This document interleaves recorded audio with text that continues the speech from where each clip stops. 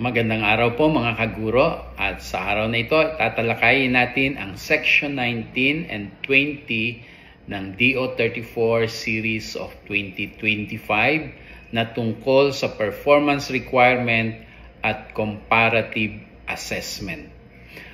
Ang PPST indicators as Classroom Observable Indicators po or COI at Non-Classroom Observable Indicators or NCOI ng IPCRF ng Master Teacher para sa taong 2024-2025 at ang mga nauna pa nito ay ibabase sa classification of each strands katulad ng makikita ninyo. Yan po ang pagbabasihan ng COI at NCOI kung ang mga strand ba na ito ay nagampanan o nasunod ng applicant. Ang Section 20 naman po ay tumatalakay sa comparative assessment.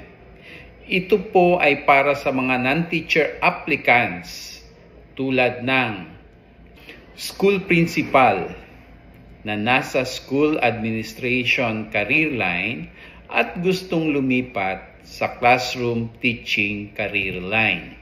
Pangalawa, HT position patungo sa kaukulang teaching position. Pangatlo, TIC or Assistant School Head Designate na gustong mag-apply ng mas mataas na teaching position sa pamamagitan ng natural vacancy o reclassification. Ang probisyong ito ay sinisiguro na ang gustong bumalik sa pagtuturo ay may kakayanan, kasanayan at kahandaan upang gampanan ang pagtuturo ayon sa PPST indicators.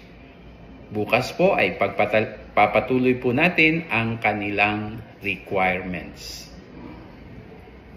Paki-comment po para sa inyong mga katanungan, paki-like, share at subscribe po sa aking YouTube channel, Facebook page, TikTok at Instagram accounts na Tambayan ni Sir. Marami pong salamat at muli magandang araw.